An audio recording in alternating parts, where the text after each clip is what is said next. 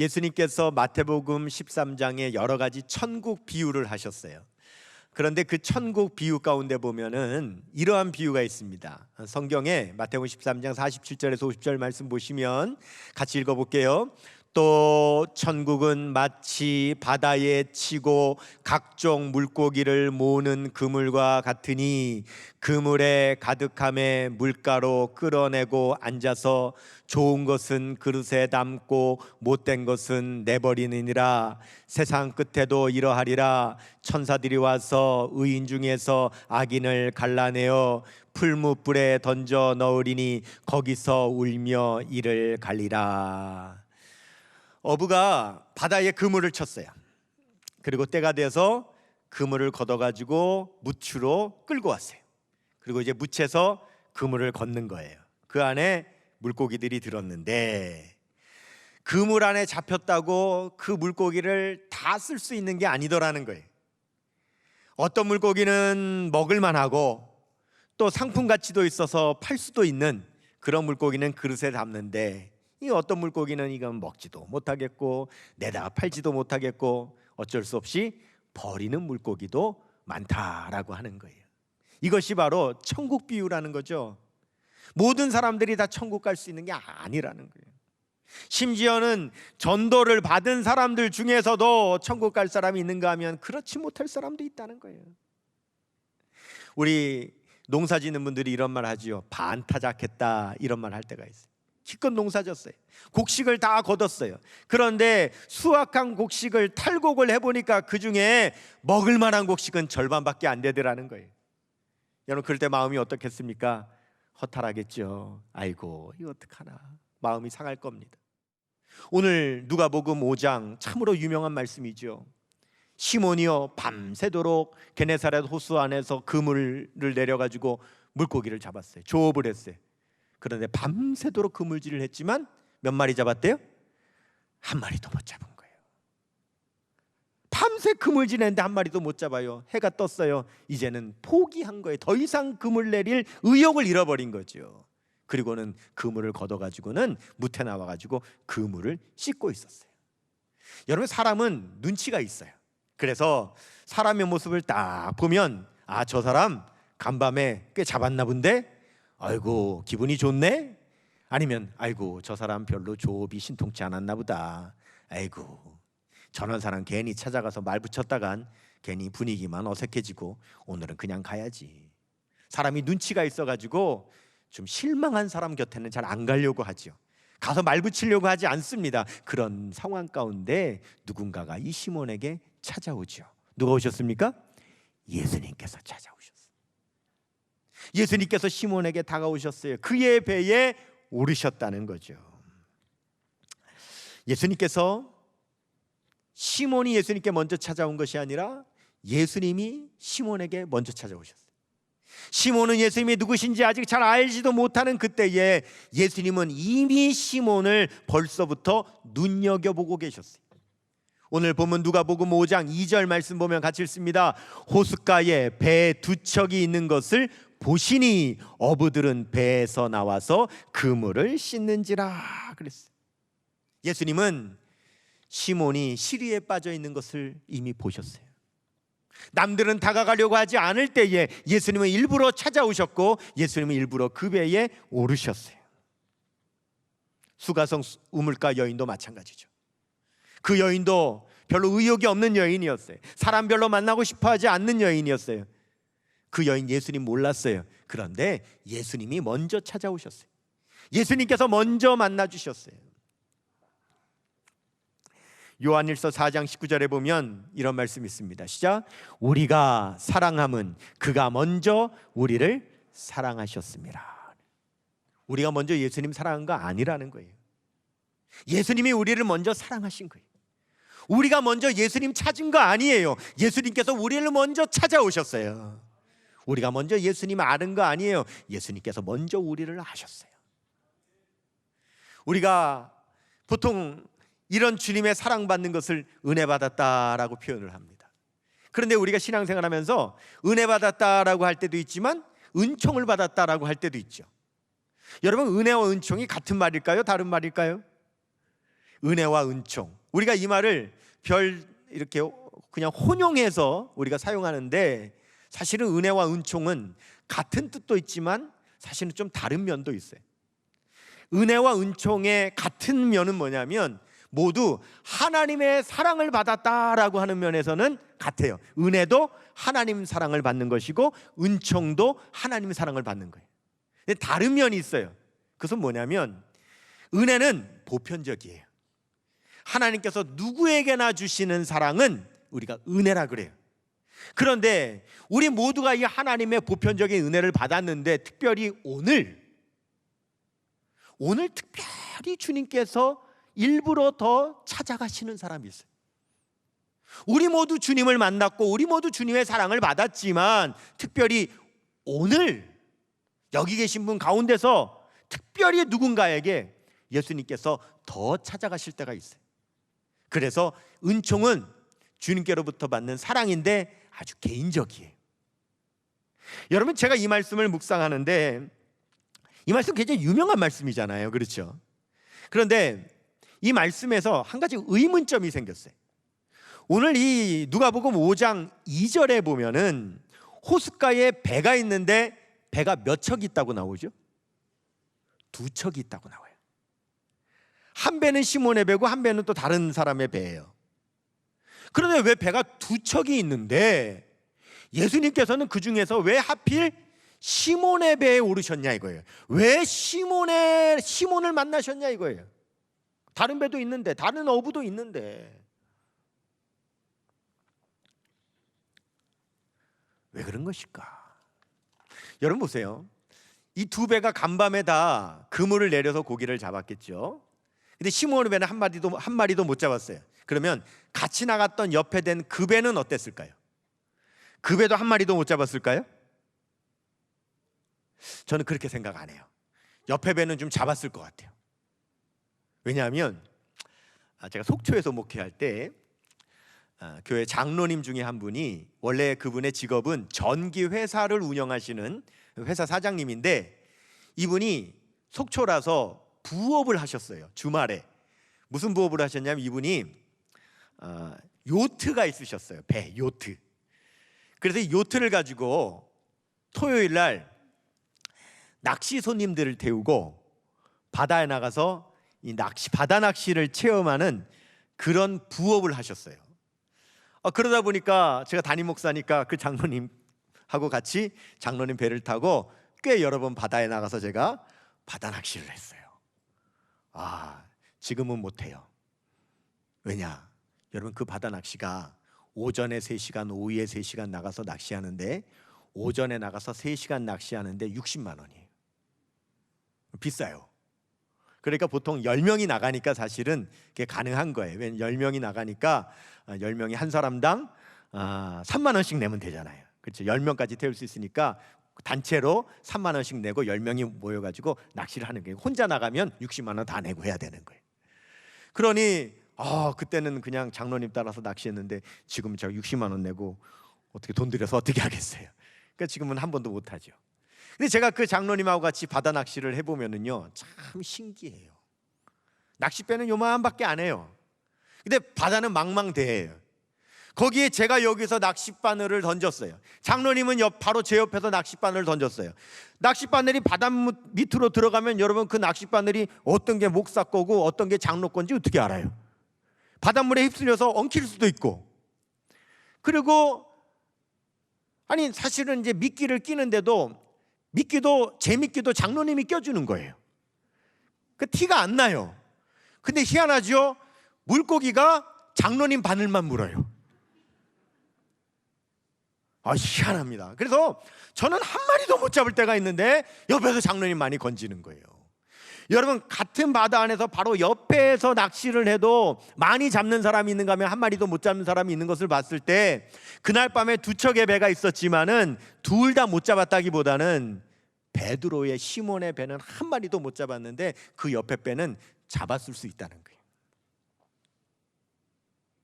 그러면 보통 잡은 배로 사람들이 가게 돼 있어요.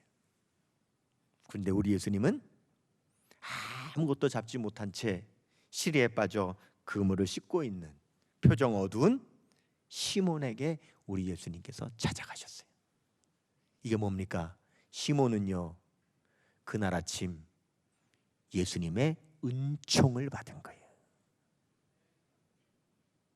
우리는 거기에 대해서 뭐라고 할 수 없어요. 은총은요, 은총 베푸시는 분의 권한이에요. 사도 바울이 토기장이의 비유를 들었잖아요.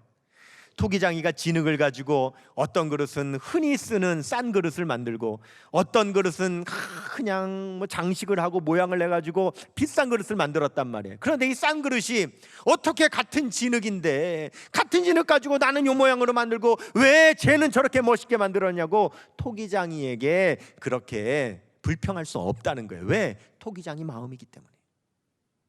두 배가 있었지만은 하나님 예수님께서 그 중에 시몬의 배에 올라가셨다 그래서 우리가 예수님께 불평할 수 없는 거예요. 그건 예수님 마음이에요. 다만 우리가 할 수 있는 것은 우리가 은총을 받게 되었을 때에 우리는 그 은총에 감사할 수밖에는 없는 거예요.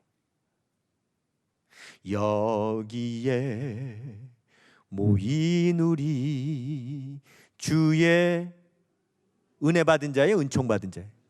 은총 받은 자여라. 할렐루야. 여러분, 여기에 앉아 있는 우리 모두가 여러분 주님의 특별한 개인적인 은총 받은 사람이라는 걸 믿으십니까? 예, 맞아요. 사실입니다. 우리는 특별한 은총 받은 사람이에요. 영국의 웨스터민스터 처치에 맥스 워렌이라고 하는 목사님이 책을 냈는데 선교사가 져야 하는 십자가라고 하는 책을 썼는데 그 책에 이러한 내용이 있어요. 제가 한번 읽어드릴게요. 1세기 예루살렘 사람들은 예수께서 전하는 복음을 거부하여 십자가에 못 박았습니다. 그러나 도리어 예수님을 죽였기 때문에 예수님은 부활하셨고 제자들의 신앙은 불같이 일어날 수 있었습니다.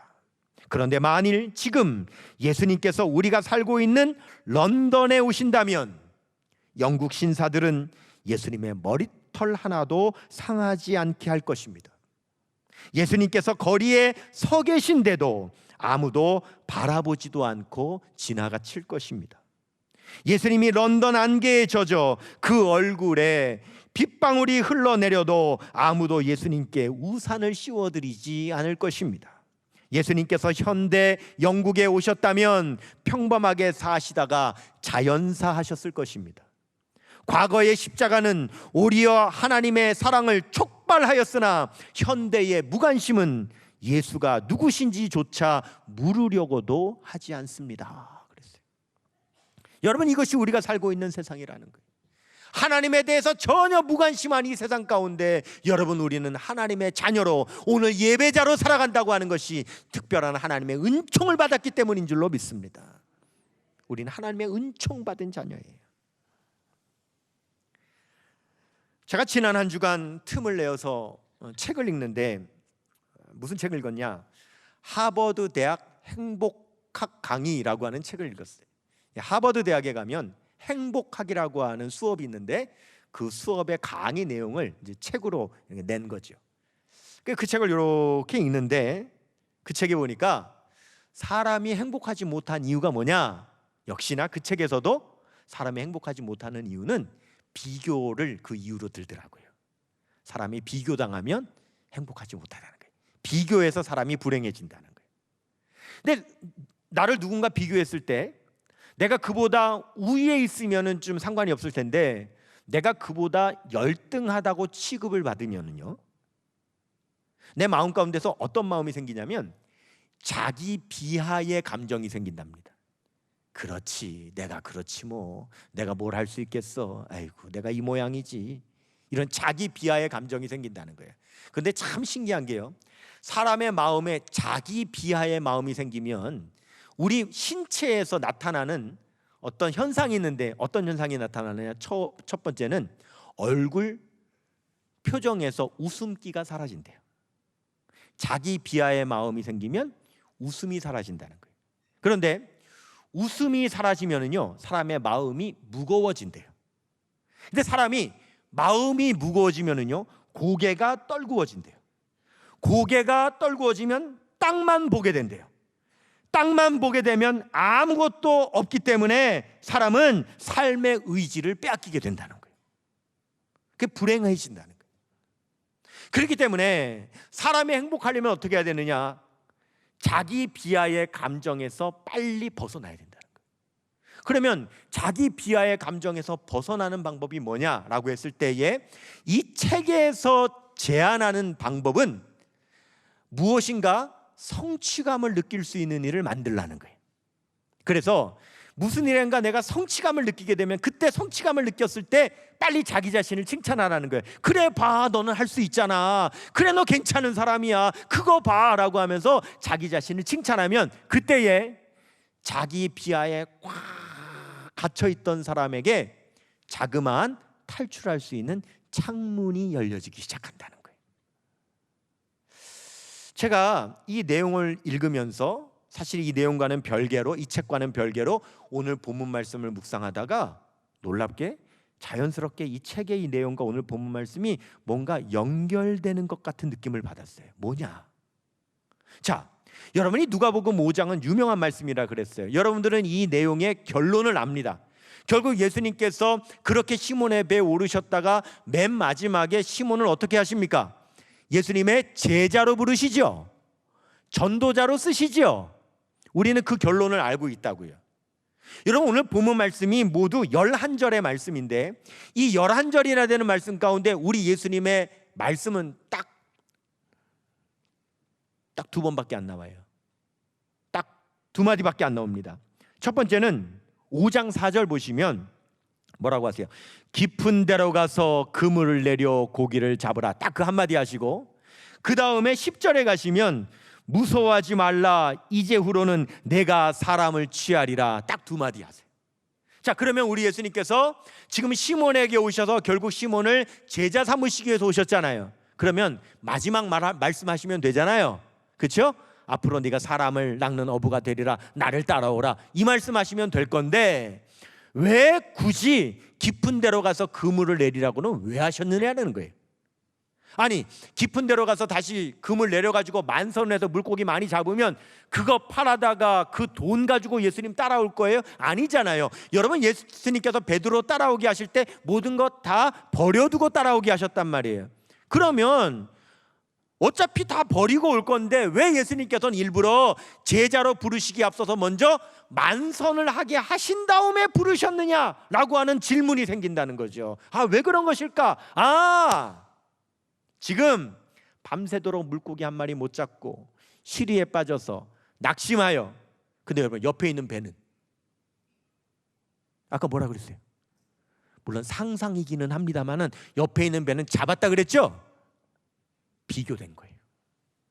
옆에 있는 배는 많이 잡았는데 나는 한 마리도 잡지 못하여 지금 이 시몬이 자기 비하에 빠져 있는데, 우리 예수님께서는 시리에 빠져 있고 자기 비하에 빠져 있는 그 자체로 베드로를 부르신 것이 아니라 우리 예수님은 그 자기 비하에서부터 벗어나게 하시고 시리에 빠져 있는 그 시몬을 끌어올리셔서 그에게 용기를 주어 그의 자신감을 회복시키신 다음에 우리 예수님은 제자로 삼으시려고 깊은 데로 가서 그물을 내려 고기를 잡으라 이렇게 하셨구나 라고 하는 깨달음이 저에게 든 거예요.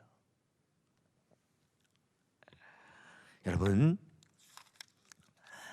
성경에 보면 예수님께서 쓰시는 사람들을 처음 만나실 때 보면 그 처음 만나셨을 때는 그 사람들이 다 자기 비하에 빠져 있는 사람들이 굉장히 많았어요. 시리에 빠져 있는 사람들이 많았어요. 아브라함 보세요. 저는 나이가 많아 늙었어요. 모세 보세요. 저는 살인자예요. 예레미야 보세요. 저는 어리고 말도 못해요. 다 그런 사람이었어요. 예수님께서 우리에게 찾아오셨을 때, 우리가 시리에 빠져 있을 때, 우리가 낙심하고 있을 때, 우리 자기 자신을 비하하고 있을 때, 그때 특별한 은총을 가지시고 우리에게 찾아오셨어요. 그리고 우리를 회복시키셔서 우리를 주님의 종으로 사용하시는 거예요. 그 중에 한 사람이 저고요. 여기 계신 여러분들도 우리 예수님께서 다 그럴 때 찾아오셔서 만나주신 줄로 믿습니다. 그러셨어요. 예레미야 1장 6절에 보면 예레미야가 이렇게 하나님 만났을 때 말하죠. 내가 이르되 슬프도소이다. 주 여호와여 보소서. 나는 아이라 말할 줄을 알지 못하나이다 하니. 그랬더니 우리 하나님 뭐라고 하십니까? 7절 같이 읽습니다. 여호와께서 내게 이르시되 너는 아이라 말하지 말고 내가 너를 누구에게 보내든지 너는 가며 내가 내게 무엇을 명령하든지 너는 말할지니라. 아멘. 우리 하나님은 일으켜 세워주시는 거예요. 세계 2차 대전을 마치고 독일이 완전히 패망을 했잖아요. 완전히 망했어요. 그때 미국에서 그 독일로 연구원을 보냅니다. 독일의 실상을 좀 파악하라고. 독일에 도착한 연구원들이 독일 곳곳을 다니는데 완전히 기반시설이 다 무너졌어요. 도시도 완전히 무너졌고 산업도 완전히 무너졌어요. 가망이 없는 거예요. 한 연구원이 옆에 있는 동료에게 이렇게 말했답니다. 아무래도 독일이 재건되기는 힘들겠죠? 그러자 옆에 있던 다른 동료가 이렇게 말을 했대요.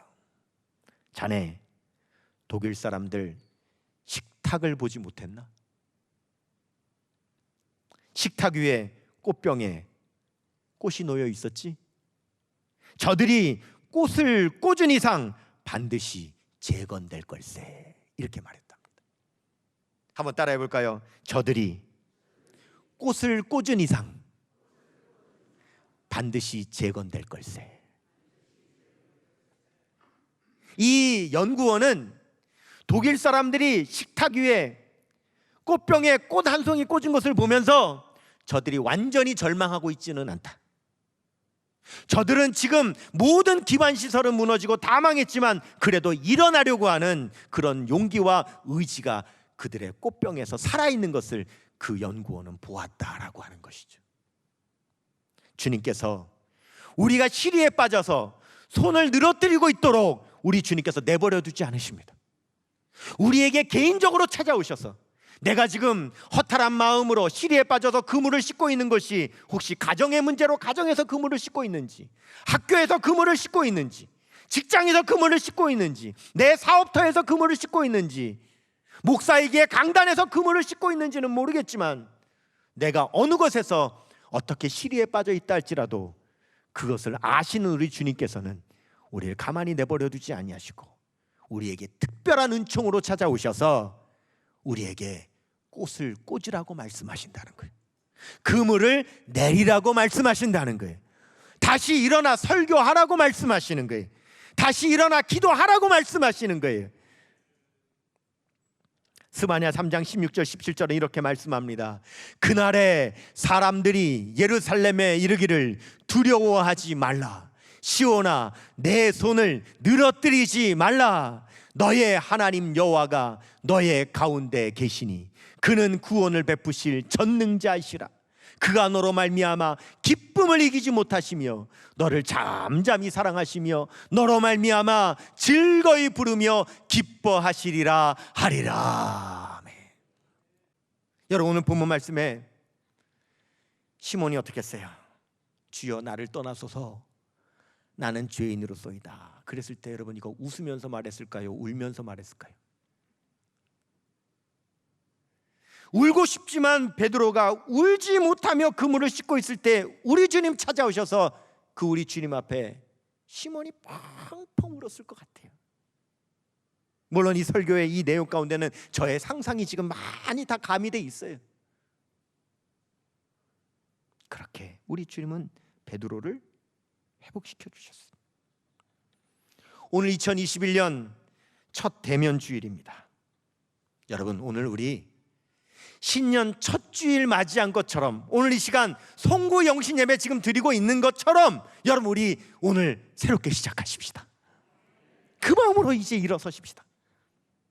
믿음의 역사, 사랑의 수고, 소망의 인내, 이 영적 이 어두움을 우리가 주님과 함께 뚫고 나가 주님께서 꽃을 하시면 꽃을 꽂고 그물을 내리라 하시면 그물을 내리고, 손을 늘어뜨리지 말고 일어서라 하시면 일어서서, 우리가 어떤 장소에서 어떻게 시리에 빠져 있던 우리를 먼저 찾아와 우리에게 특별한 은총을 베풀어 주시는 그 주님과 함께 여러분 일어나 승리하시는 우리 모든 성도님들 다 되시기를 주님의 이름으로 축원합니다.